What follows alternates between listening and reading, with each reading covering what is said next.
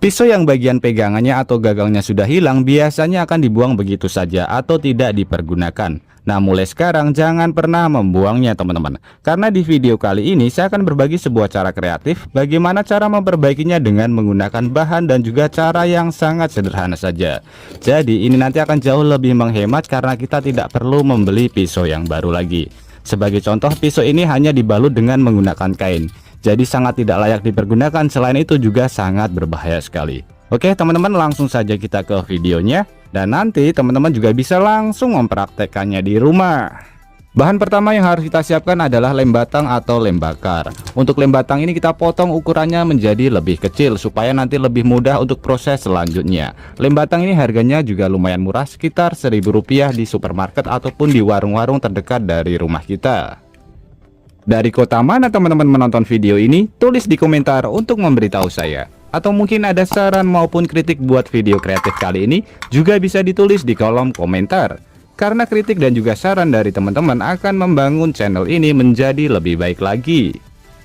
Nah, lem tembak yang sudah kita potong ukurannya menjadi lebih kecil-kecil tadi, ini kita panaskan terlebih dahulu di atas api kompor. Jangan lupa kita sesekali aduk supaya nanti hasilnya lebih merata. Jadi di sini kita akan membuat cairan dari lem batangan atau lem tembak ini. Sambil menunggu lem tembaknya mencair sempurna, di sini kita membuat cetakannya terlebih dahulu. Untuk bahan cetakannya bebas. Di sini saya menggunakan kardus bekas. Nanti teman-teman bisa mengganti menggunakan triplek bekas juga. Di sini saya membuatnya dengan bentuk persegi panjang. Untuk ukuran panjang atau besarnya nanti bisa kita sesuaikan dengan kebutuhan kita.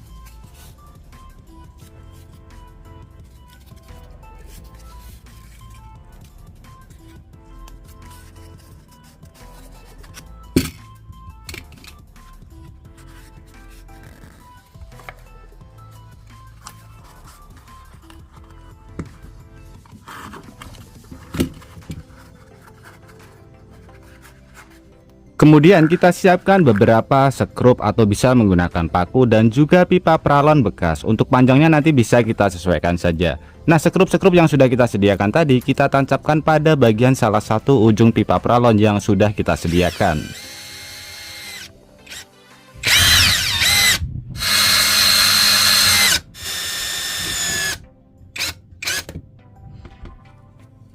Nah, contohnya kurang lebih seperti ini. Kemudian kita siapkan pipa pralon lagi dengan panjang kurang lebih sekitar 11 cm. Nah, pipa pralon yang ukurannya kecil ini kita tutup salah satu ujungnya dengan menggunakan lakban atau menggunakan isolasi.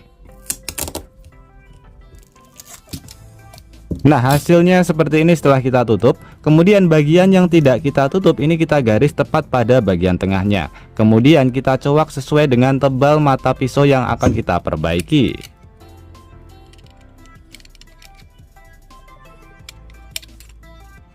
Usahakan hasil cowakannya ini tebalnya sama dengan mata pisau yang akan kita pergunakan. Kemudian mata pisau yang akan kita pergunakan ini bisa kita tambahkan sekrup maupun bisa menggunakan kawat seperti ini.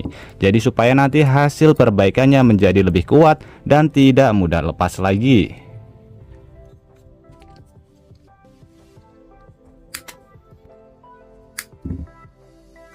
Kemudian kita kembali ke lem tembak yang sudah kita panaskan. Kalau benar-benar sudah mencair, ini bisa kita tambahkan pewarna. Untuk pewarnanya bebas, saya menggunakan pewarna makanan. Jadi supaya nanti hasil akhirnya jauh lebih menarik. Ini kita aduk sampai cairannya berubah warna sesuai dengan warna yang sudah kita masukkan.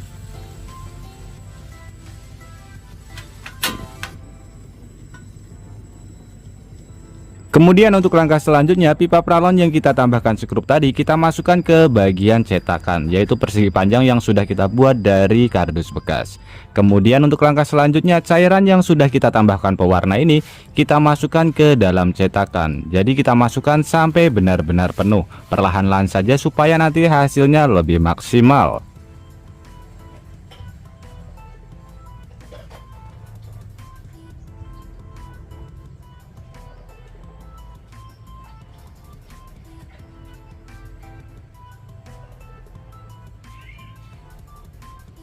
Nah, setelah benar-benar cetakannya penuh, kemudian kita masukkan ke bagian pipa pralon yang ukuran 11 cm. Kita masukkan juga cairannya sampai benar-benar penuh.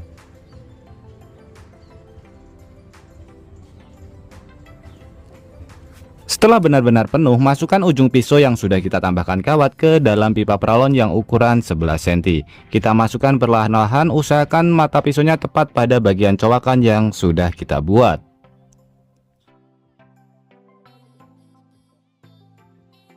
Nah, seperti ini tinggal kita diamkan saja sampai cairan lem tembaknya mengeras kembali. Nah, sambil menunggu cairan lem tembaknya mengeras kembali, di sini kita siapkan dop atau penutup pipa pralon. Ukurannya sesuaikan dengan pipa pralon yang sudah kita pergunakan tadi. Ini kita lubangi tepat pada bagian tengahnya.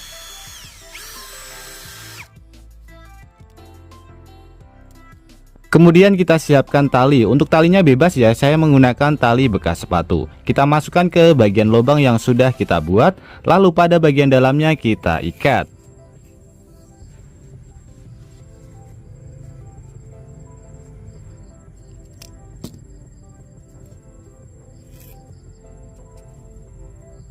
Nah, setelah benar-benar cairannya mengeras, kemudian untuk proses selanjutnya tinggal kita bongkar cetakannya. Karena cetakannya berbahan dari kardus, jadi jauh lebih mudah untuk membongkarnya.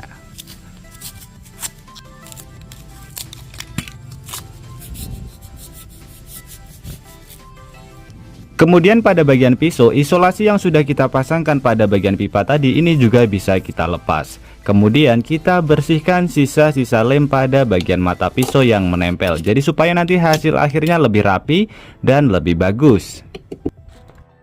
Nah, supaya hasilnya lebih mantap, pada bagian gagang pisau atau pegangannya ini bisa kita kasih warna sesuai dengan selera kita. Bisa hitam, merah, hijau maupun biru. Di sini saya mengecatnya dengan menggunakan warna hitam.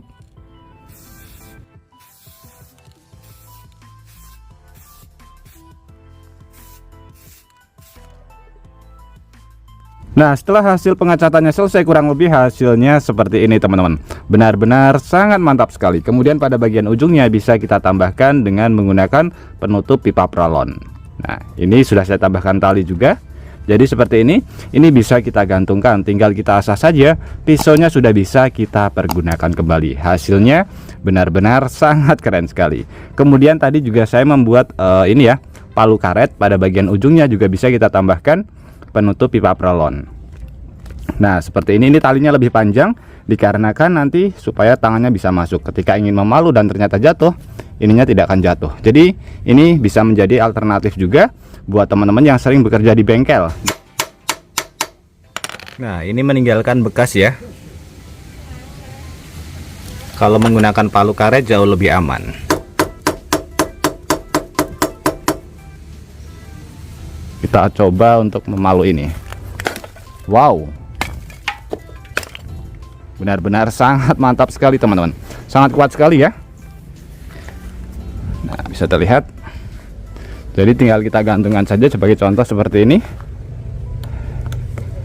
Jadi sangat rapi ya. Nah, oke teman-teman, semoga dua ide kreatif ini bisa bermanfaat buat kita semuanya. Dan juga buat teman-teman yang suka dua ide kreatif ini, bantu tekan tanda like dan juga tekan tombol subscribe-nya teman-teman. Dan mungkin cukup sampai di sini dulu video terbaru dari Tukang AB. Terima kasih buat teman-teman yang sudah menonton. Semoga sehat selalu. Sampai jumpa di video selanjutnya. Wassalamualaikum warahmatullahi wabarakatuh.